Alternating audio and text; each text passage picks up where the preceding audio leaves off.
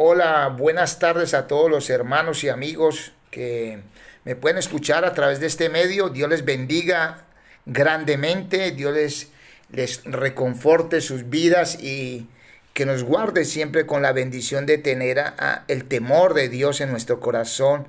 Recuerda que el temor no es miedo, sino ese deseo de obedecer a Dios, que ese es el principio de la sabiduría, dicen Proverbios. El principio de la sabiduría es el temor a Yahvé, al Eterno, al Todopoderoso. Y la segunda bendición para mí más grande es tener salud. Bendito Dios, la salud, tener a Dios y la salud para mí es tenerlo todo, porque a partir de ahí podemos dirigirnos en búsqueda de las demás cosas, pero poniendo al Señor en primer lugar, como dicen en Mateo 6:33, que conocemos mucho ese pasaje, ¿no? Buscar primeramente el reino de Dios y su justicia, y las demás cosas os serán añadidas. Hay un salmo, hay unos versículos en el salmo, no sé si el salmo 34 o 37, no recuerdo bien, donde dice: deleítate a sí mismo en Yahvé, en el Eterno, en Dios, y Él concederá las peticiones de nuestro corazón. Yo le invito, querido amigo y amiga que me escucha por primera vez, o hermanos en la fe, démosle el primer lugar a Dios. Esto no es yo compartirlo para ustedes. El primero que me predico es a mí mismo, porque cuando uno abre la palabra de Dios, al primero que le hablas a quien la lee. Y es para aplicarse uno, como dice mi esposita, aplícate el cuento, ¿no? Apliquemos la palabra a nosotros mismos y luego podremos enseñar a los demás. Y como dice también el Señor, no pretendamos sacar la paja del ojo ajeno sin todavía quitar la viga que está en el propio ojo nuestro. Entonces nosotros tenemos que entender que la vida nuestra está en las manos de Dios, que nosotros no somos autosuficientes, nosotros somos dependientes de Dios, dependemos y entendemos que nuestra vida depende de Dios, que todo es prestado, la esposa, los hijos, la familia, los proyectos, todo está en las manos de Dios. Bueno, después de este corto saludo y de esta introducción, quiero hacer memoria de lo que es el tema de la Semana Santa. Recordando que la Semana Santa son cosas tradicionales que ha inventado el hombre para quizás hacer memoria simplemente de la obra más grande que ha podido hacer un ser humano sobre la tierra, o el mismo Dios, que haber entregado a su Hijo amado a morir por nuestros pecados. Pero reconocemos que nosotros celebramos es la resurrección, la victoria sobre la muerte, que la ganó nuestro Señor Jesucristo y volvió a retomar lo que restituyó lo que al comienzo del universo tenía. Ese es el plan original de Dios, darnos vida eterna. Y ese plan lo quiso estorbar, lo quiso dañar Satanás, que vencido está en el nombre de Cristo Jesús, pero Dios lo restituyó y lo volvió a renovar, por decirlo así, lo ha vuelto a crear, porque el enemigo o Satanás no puede dañar los planes de Dios. Y el plan de Dios era darnos vida eterna o darnos vida eterna. Y eso es lo que ganó nuestro Señor Jesucristo. Le arrebató las llaves del Hades, de la muerte, a Satanás, y como dice en la palabra de Dios, sorbida es la muerte. ¿Dónde está muerte tu aguijón? O sea, ya ese temor a la muerte no existe, porque nosotros, para nosotros, como dijo el apóstol Pablo, el morir es ganancia. Entonces, Dios no nos manda a vivir una vida religiosa o vivir en tradiciones, como se hace en la mayoría de los pueblos. Ayer decía yo en el grupo oración, o donde estamos iniciando la iglesia Cristo para las Naciones, en esta familia, yo les decía, Dios no nos manda a vivir una Semana Santa, Dios nos manda a vivir una vida santa, toda la vida, sean 70, 100, si Dios nos regala 150 años, que sería un regalo muy grande de vivir aquí en la tierra, pero nuestro anhelo es vivir todos los días en santidad. Perfecto es Dios, pero sí se puede vivir en santidad con la ayuda de Dios, intentando cada día reconciliarnos con Dios a través de nuestro Señor Jesucristo, Hijo, que es el Hijo de Dios, que es Dios hecho hombre, que esto lo tiene que entender uno en el espíritu, que es el verbo hecho carne, San Juan capítulo 1. Entonces, yo quiero que entendamos lo siguiente, esta reflexión es para hacer memoria de que nosotros, cuando todo lo que es tradiciones, es una de las religiones más aberrantes del mundo. Tradiciones, por ejemplo en Colombia, que vamos al Divino Niño en el 20 de julio, que vamos a celebrar al Cerro de Montserrat, al Señor de Montserrat, que vamos a Buga a celebrar al Señor de los Milagros, que vamos ¿a dónde más? Al Cerro de Montserrat, ya lo he mencionado. Y así, que vamos a la Virgen del Carmen, los conductores. Y todo el mundo tiene un santo. Y todo el mundo quiere festejar una tradición que es que para acercarse a Dios. Cuando Dios es espíritu. Y los que buscan a Dios deben buscarle en espíritu. Porque Dios se manifestó como hombre o como carne, por decirlo así, para que entiendan, a través de Jesucristo. El que ha visto a Jesucristo ha visto al Padre, ha visto a Dios. Entonces, nosotros hemos podido entender a la luz de la palabra, como dice este texto que les voy a leer. A ver si lo puedo conseguir ahora. Sí, voy a leerles un texto bíblico que está ahora mismo en el capítulo 15, 1 Corintios 15. Este versículo lo compartieron, creo que la Iglesia Asamblea de Dios, la hermana Deji me lo envió, y es un versículo muy diciente para nosotros hoy, porque primeramente os he enseñado, 1 Corintios 15, 3 al 6, porque primeramente os he enseñado lo que asimismo recibí. Lo recibió el apóstol Pablo, él mismo está enseñando, y yo lo recibí por la palabra de Dios, que Cristo murió por nuestros pecados conforme a las sagradas escrituras, porque estaba profetizado, estaba prometido por el Padre que era necesario que enviara a su Hijo amado, para que todo aquel que crea en él no se pierda, mas tenga vida eterna, como dice en San Juan 3:16.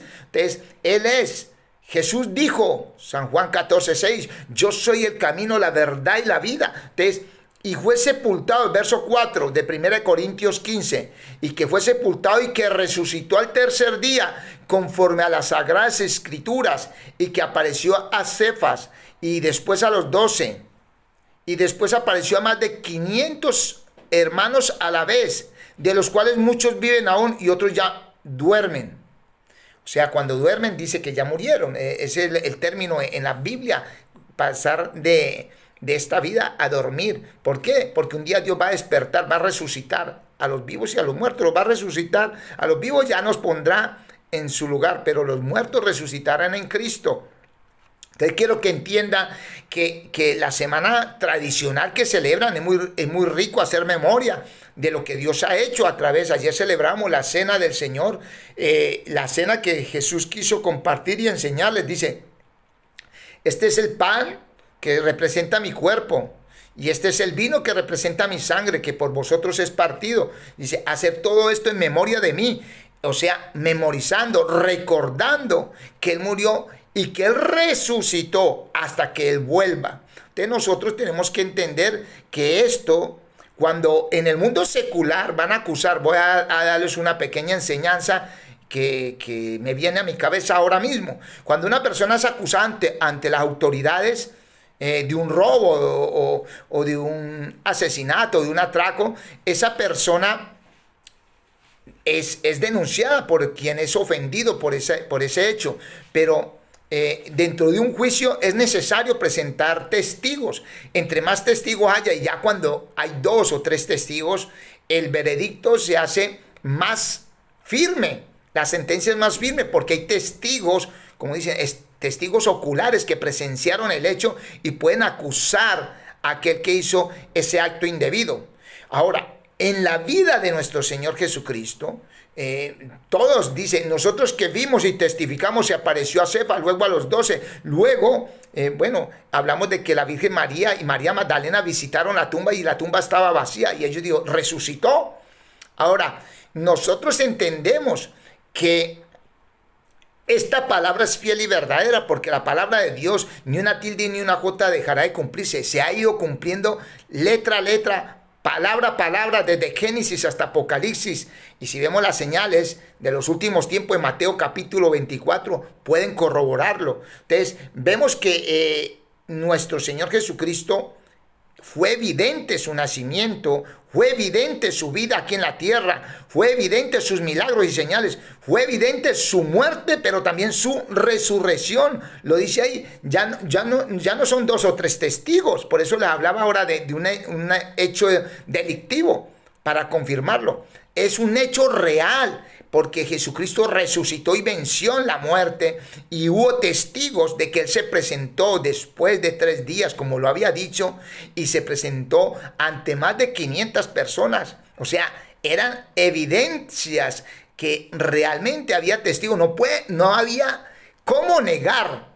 Porque el uno decía, yo lo vi, el otro decía, yo también lo vi. Mira, el Tomás dijo, ay, yo vi las señales, yo vi el costado del Señor y lo vimos ascender a los cielos entre las nubes. Entonces, Dios es real. Yo no sé cómo la gente sigue adorando ídolos. Ídolos, no solamente el becerro que hicieron en Éxodo los apóstoles cuando Moisés trajo los 10 mandamientos, no. Ídolo es toda imagen, todo aquello que desplaza al primer lugar a Dios y que se le rinde culto. El único digno de adoración y de rendirle culto es a Yahvé, al Dios eterno, al gran yo soy, al que todo lo puede.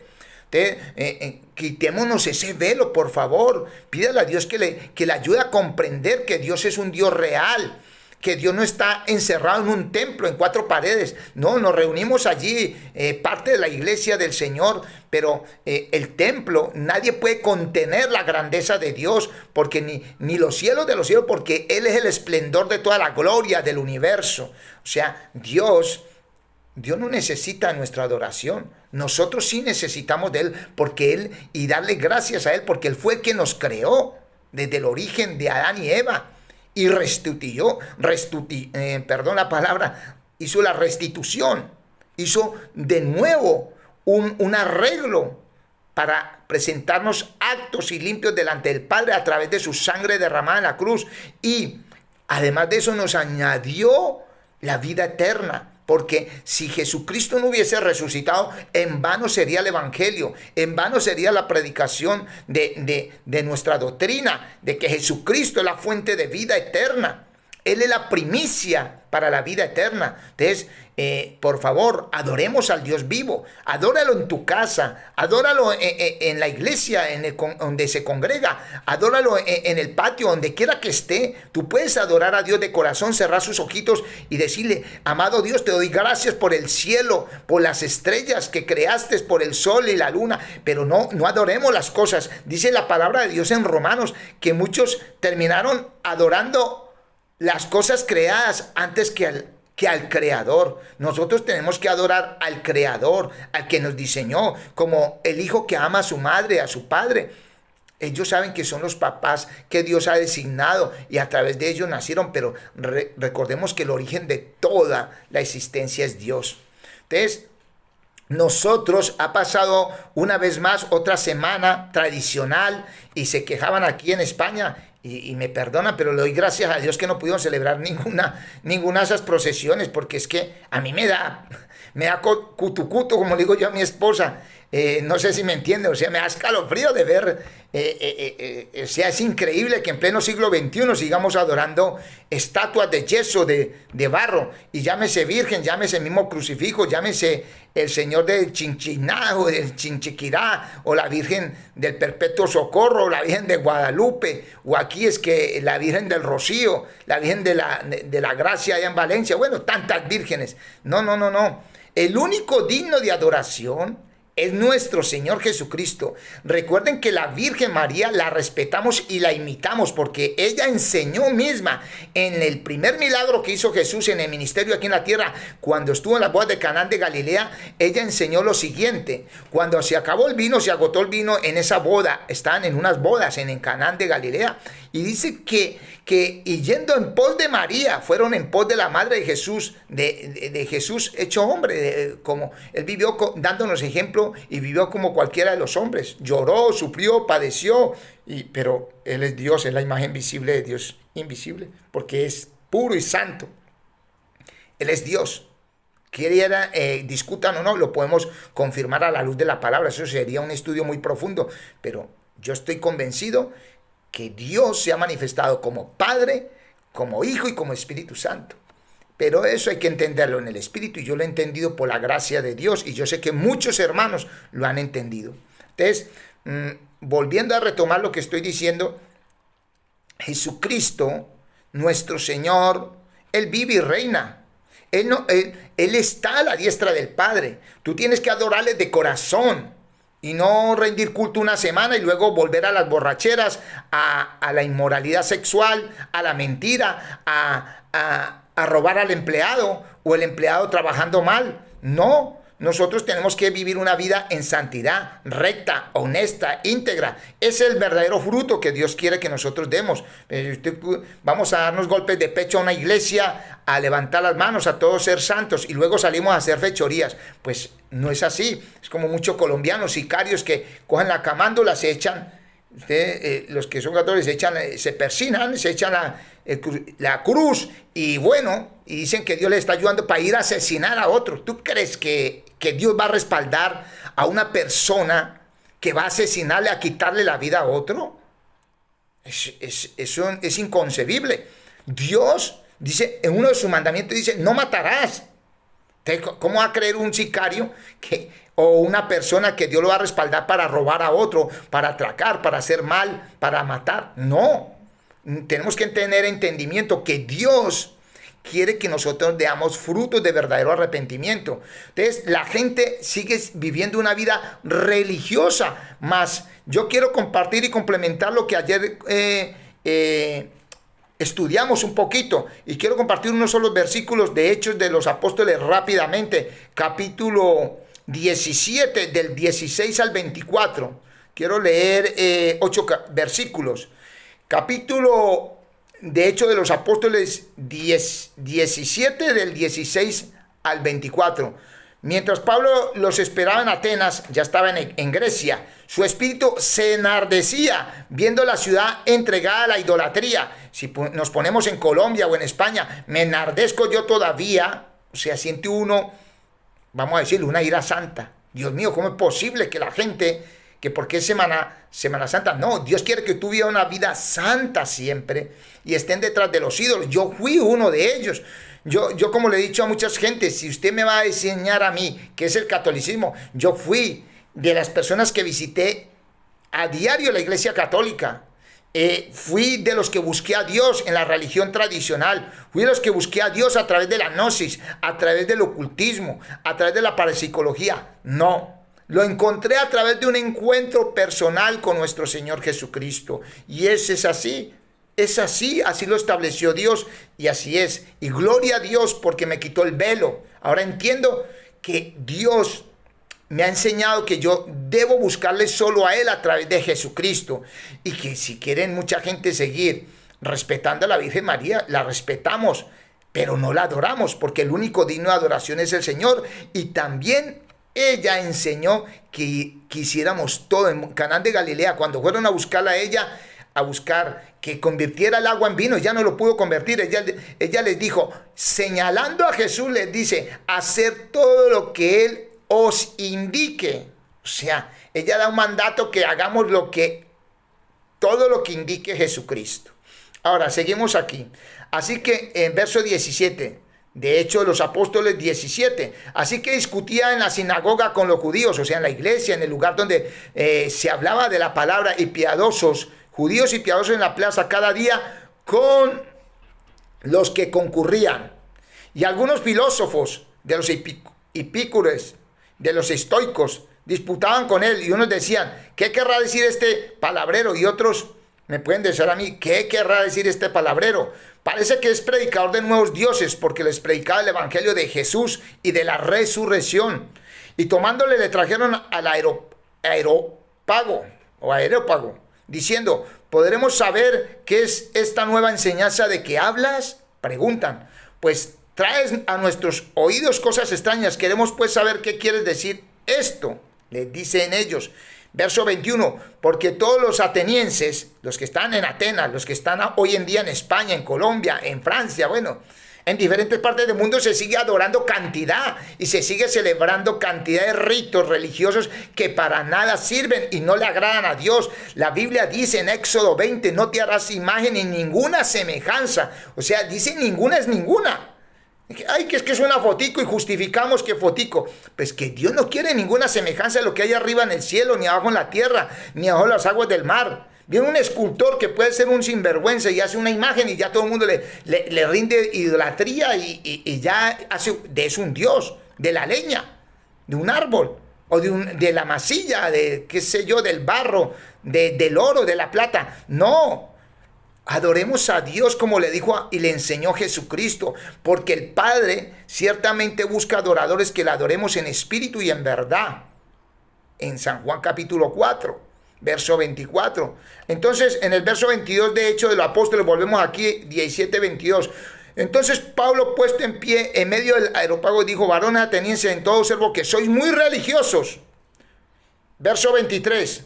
Porque pasando mirando vuestro santuario, había un santuario, aquí hay miles de santuarios aquí en España, porque es que aquí hay una influencia romana y todavía sigue arrastrando la idolatría y...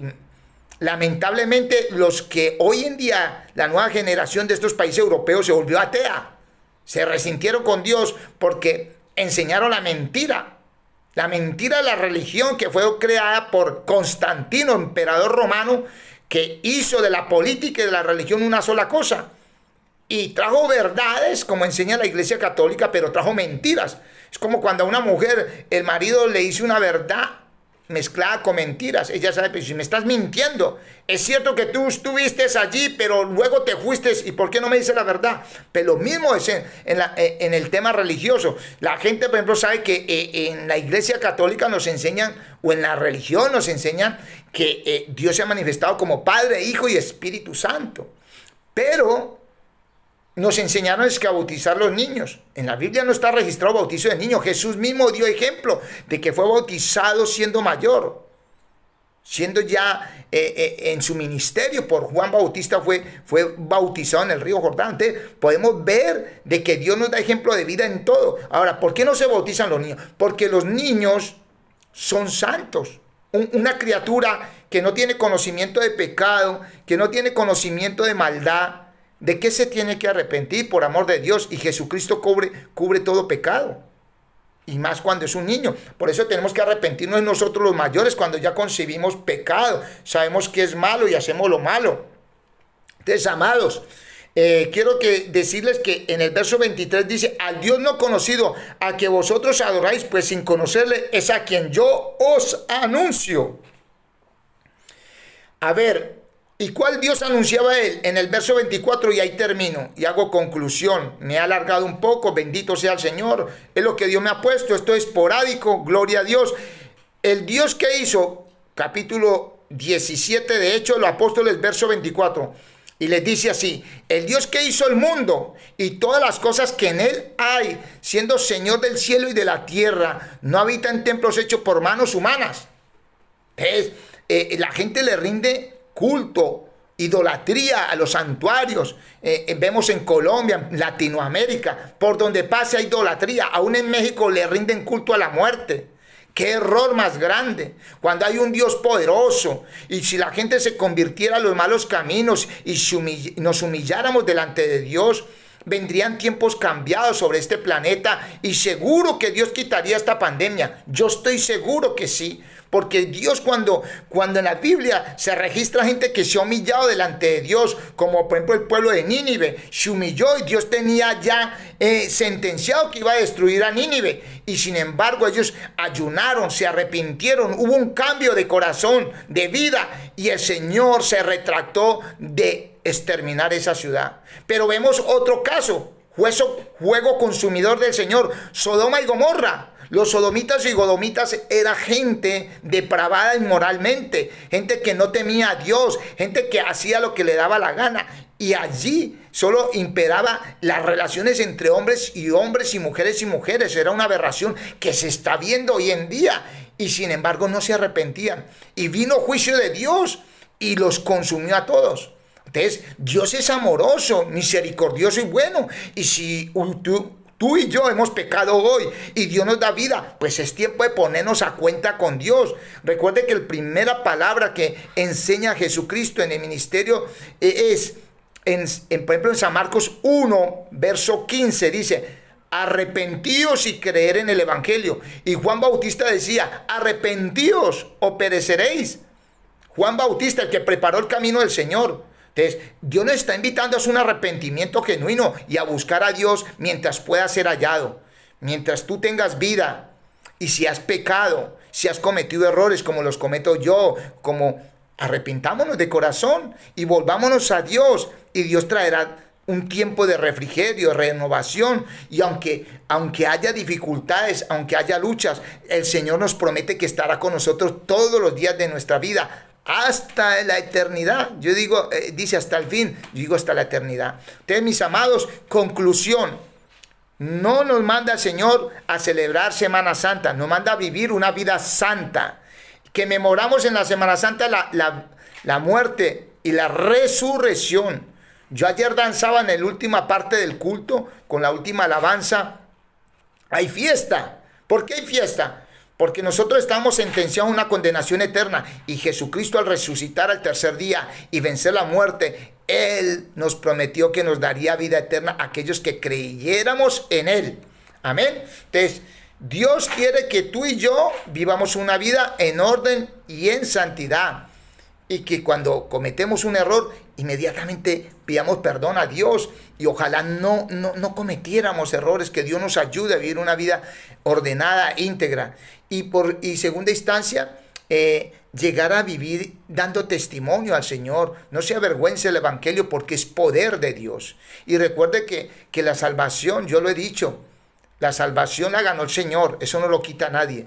Pero si uno no vive una vida íntegra delante de Dios y una vida en comunión con Él, y comienza a desordenarse, a vivir una vida de pecado, esa salvación la puede perder. Yo veo en la Biblia eso. Yo no sé, no quiero discutir con nadie. Yo considero que si yo mantengo mi vida, porque eso dice en Mateo capítulo 24, dice uno de sus versículos, si no estoy mal, el 13, dice: mas los que perseveraren hasta el final, estos alcanzarán. Hay que perseverar. Hay que perseverar en la santidad. Yo llevo 30 años en el Evangelio con muchos altibajos, a veces y ahora me siento en ese primer amor. Ojalá yo conserve este primer amor. Le pido al Señor a través del Espíritu Santo, pero no cuenta esos 31 años. Mañana tengo que vivir esforzado y vivir más en santidad. Y pasado mañana más, si Dios me permite vivir. Cada día mejor. Vamos de gloria en gloria y de victoria en victoria. Quiero hacer la oración de fe como siempre lo he venido haciendo a través de estos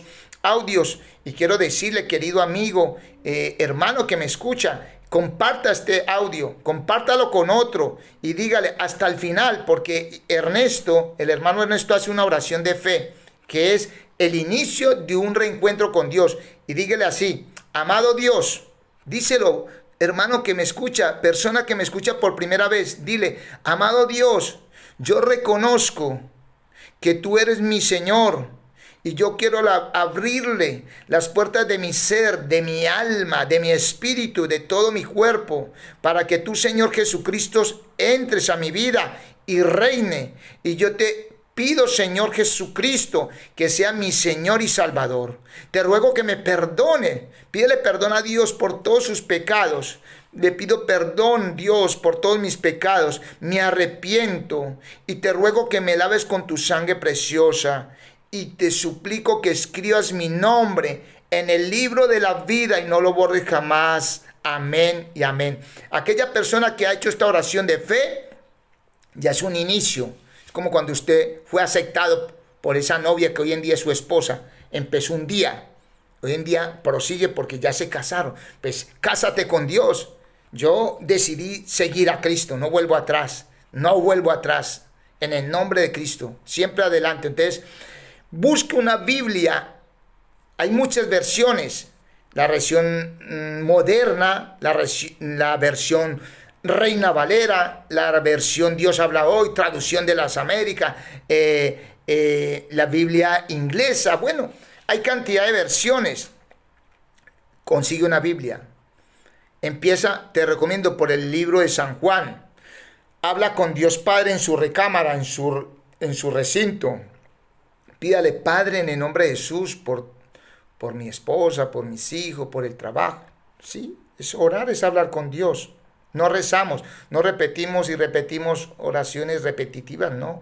El modelo del Padre Nuestro es un modelo de oración, pero era el Señor Jesús enseñándonos cómo debemos orar. Reconocer que hay un Padre en los cielos, que Él es santo, ¿ves? Y que venga su reino de paz, de amor, de arrepentimiento en nuestras vidas. Y luego también busque una iglesia de sana doctrina donde haya servidores, pastores, que le ofrezcan su servicio y que le ayuden a crecer espiritualmente. Dios les bendiga. Me alegro de haber compartido este mensaje. Le doy gracias a Dios. Me he extendido un poco, pero espero que Dios toque almas a través de este mensaje en el oriente, occidente, norte y sur del mundo entero para la gloria de Dios. Amén. Y sean felices, Ernesto les dice.